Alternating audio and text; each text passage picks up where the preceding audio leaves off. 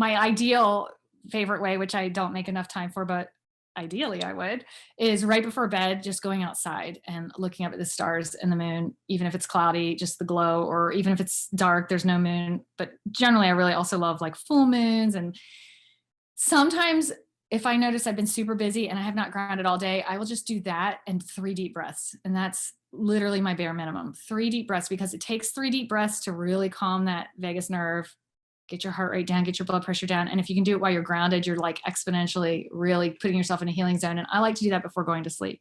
So that's my very favorite. On a more functional level, not really my favorite, but the way I get the most grounding in is I spend all of my time on the computer now in my garage with my feet on the cement slab. So that's just a practical. I spend hours and hours on my computer, but grounded directly to the earth through my garage. But my favorite is definitely like on my way up to bed, if it's at all possible and it's not really nasty and cold outside, to just look up, because it's also a relief to just remember like, oh yeah, I'm not in this little, box. There's like something, there's other people out there. There's other, homes. I see, there's lights on in this neighbor's house, and oh, that's so cute. I hear a little dog barking. I don't know. It makes me feel more centered before I go to bed. So that's my favorite. That's an awesome question, because I do remember in the last Q&A, I was saying like, just try and grab like little bites, like even if you're just passing a tree, like touch a leaf for a split second, because I do like the idea of like all day long. But this is an even better question, because, most of us are like, what if you work at the mall or in a restaurant? I mean, and you just, for 10 hours, it's not possible to be like milling around outside, even in the spring weather. So more realistically, people are going to have one shot at it. So that's awesome. So I would say the medical literature, most of the published medical literature, immediately, if you are like going to get a tension headache or you've got muscle tension, that's going to be immediate. So immediately you can get like immediate benefits, even if it's just for 2 minutes, 1 minute. But to have persistent, to ground enough that we can make measurable difference even when the rest of the day is ungrounded. So like to ground enough where it's not just because my muscles, to make my muscles relax, but like I want to start like boosting my metabolism or, something more long-term. I would say the medical literature shows advantage starting at 30 minutes. So that would be my bare minimum. But I will also say the caveat, and this isn't published because it was just me with my private patients. But when I did the weight loss, I only had them ground for 15 minutes a day. And not everybody lost weight, but like over 60% of people lost a pound a week the whole time for weeks, for like 10 weeks straight.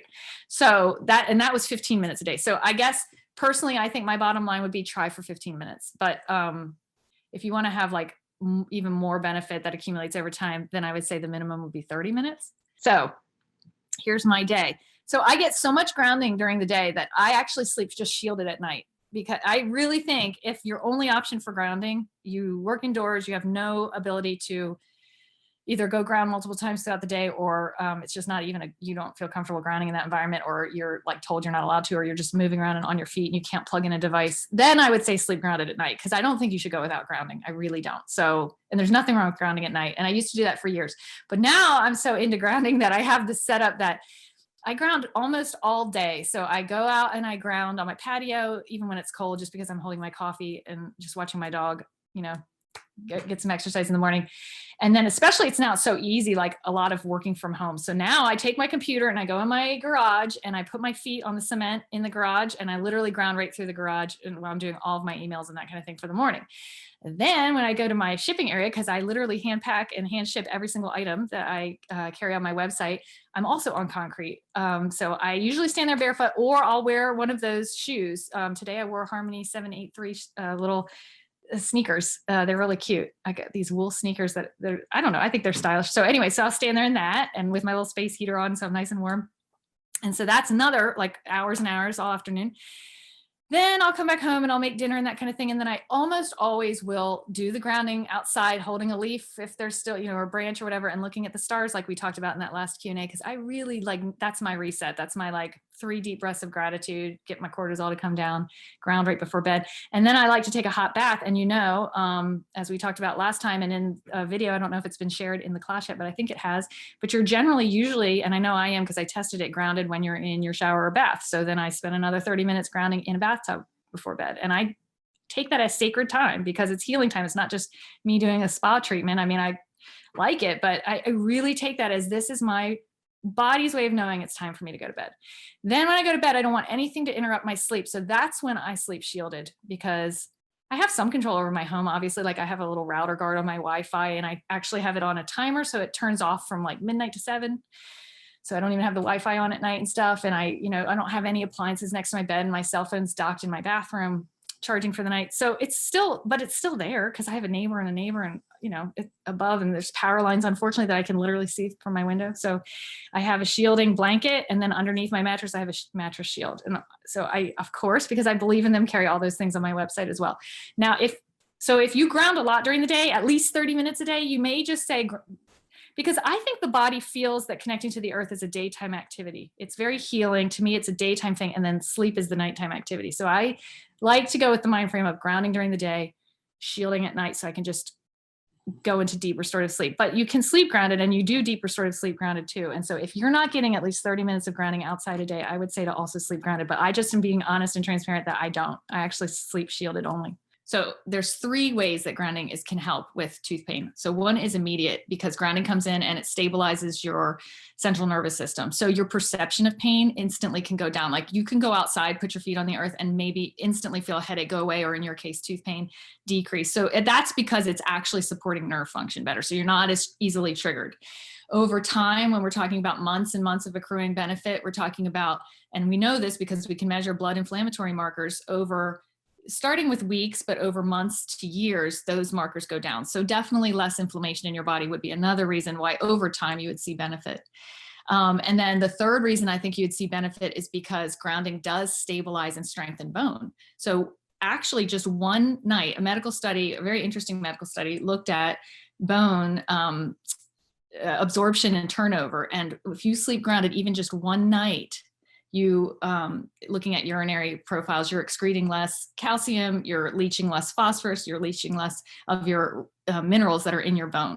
So we really believe that sleeping grounded, or even just being grounded during the day for a couple hours, protects your bones, protects your body from leaching minerals out of your bones. So long term, hopefully but we don't have studies for this, but hopefully it decreases the incidence of just attack on your gums. Attack on your teeth. And, as we get older, the jaw, all bones in our body thin, but the jaw does as well. So if you notice as you age, if your chin feels smaller, there is actual structural change to your bone, including your facial bones, including your jaw bones. So grounding should protect and slow that down. So there's lots of reasons why I can totally see and give you hope that over time it should really help your jaw.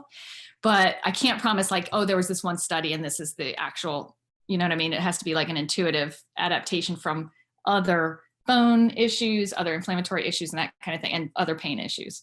So I think it would help. And as far as further help, I don't really know what's totally going on. The other way that I think grounding, especially while you sleep, might help is if there's any part of it that's with muscle tension, clenching, grinding, and a lot of us have that. So if you have restless leg, if you have fibromyalgia, you probably know you already have tight muscles. If you see wear on your teeth, if your dentist has told you must grind or clench, definitely sleeping grounded will decrease muscle tension too. So that's even a fourth way. And then just making sure you're getting, taking supplements that have minerals in it, and then using a really good mineral fortification mouth rinse and that kind of thing. But I'm not a dentist, so I'll leave that to your holistic dentist. For autoimmune, I have seen so many times, there are no huge, big double-blind placebo studies I can point you to, but I have personally, as a physician, had patient after patient after patient after patient with autoimmune diseases really improve with grounding. So for that, what I would say is I've never seen grounding what it does is it resolves if the white blood cells are too high, if that makes sense. It'll normalize it, because your body's inflammation is coming down. If you have low white blood cells, I've never seen it make it lower. If anything, I would think, but I don't have studies to back this up, but I would think it would normalize it, because this is what it does with weight. Let me tell you what it does with weight. If you are overweight, or you have a sluggish metabolism, or you have a thyroid that's hypothyroid, you will lose weight grounding. But if you're underweight, so you have had cancer, you're cachectic, you're AIDS, there's a lot of immunocompromised, there's a lot of reasons why people are very, very underweight, and it generally normalizes them to what's a healthy weight for them. I would believe it would do the same with white blood cells. So if she's concerned and she's really low on white blood cells, then maybe just stick with grounding outside and don't maybe sleep grounded all night long. But I would honestly think that over time it would actually boost it. But what most people in the world have is high white blood cell count because they're always chronically inflamed and always fighting off some infection. And so it's a good thing that it comes down. I don't think it comes down past the normal. So I don't think you have to worry about it going, it's not suppressing your body's immune system. And the reason, and I'm sorry, I'm being long-winded, but I'll wrap it up with this thought. The reason that I don't want someone who has an autoimmune disorder to be discouraged from doing it, at least outside, I'm not saying they have to do it inside, but at least outside, is because I've seen so many autoimmune diseases from MS. I mean, it helps stabilize the brain and it helps decrease inflammation, and inflammation is what's triggering that demyelination in their brain. And so it decreases the episodes they have. Or with hypothyroidism, a lot of hypothyroidism actually starts because they had gut inflammation, and the inflammation from the foods we're eating over time signal to the body to start attacking their thyroid. So when they start grounding and their gut inflammation is decreasing from grounding, their thyroid levels naturally boost. So there's so many autoimmune conditions, skin ones, scleroderma and lupus, and there's things where the autoimmune count actually improve, like the blood markers that you would look at for different autoimmune disorders improve. So it's a little tricky when talking about the white blood cell, and I can understand the fear because when it's abnormally high, it does normalize, but I don't think it will artificially lower. And on top of it, there is additional benefit because of the reduced inflammation in autoimmune disease. So if you're on the fence about something, I think it's awesome to ask and talk to your doctor about it as well. But I think it's always a safe bet to ground outside. I just think if you have hesitation, maybe don't bring it inside. Don't do any additional grounding. But what most people do throughout the course of a day, even if it's just a few minutes here and there outside, is just the benefits are astounding. It would be a shame not to do it.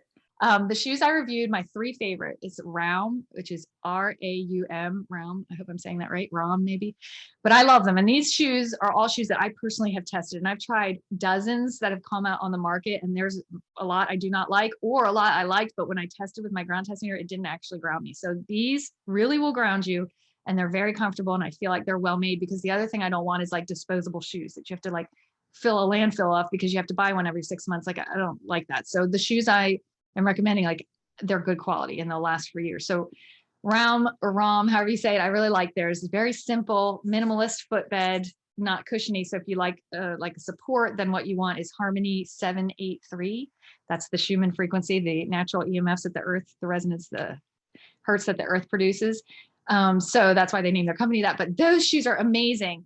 Less eco-friendly because they have a really cushioned footbed, but oh my gosh, they ground you on anything. Even like, I went into my garage on concrete and stood on dry concrete, and I was still grounded through that. So comfortable, cutest styles I got. Even my teenage son will wear it, and he's like picky. And he has some leather black walkers that he literally wears all the time. He loves them. So they're fantastic, and they're closed-toed and will keep you warm in the winter. And then another one I like, but it's sandals, and I do think it's only women's styles so far, but they just launched and they're expanding rapidly. So it might be something to bookmark and check next year. Grounds with a Z, so grounds. And they're just really, really well made and like eco-friendly and eco-ethical. So I like those 3 lines. Now, I also think to be eco-ethical, to not consume more shoes is a good option too. So there are, in my shop, I have ground shoe stickers that it's literally a conductive sticker. You put one end on the heel underneath, and it goes up and around and inside where your foot goes. And then, so when your foot's in there, you're grounded, and it could be on soccer cleats. It could be on your hiking shoes, your favorite sneakers. So if you have a finicky foot, or if you just have shoes, or you just don't want to consume more shoes for a landfill, I think a grounding shoe sticker is an awesome option. Obviously much less expensive as well.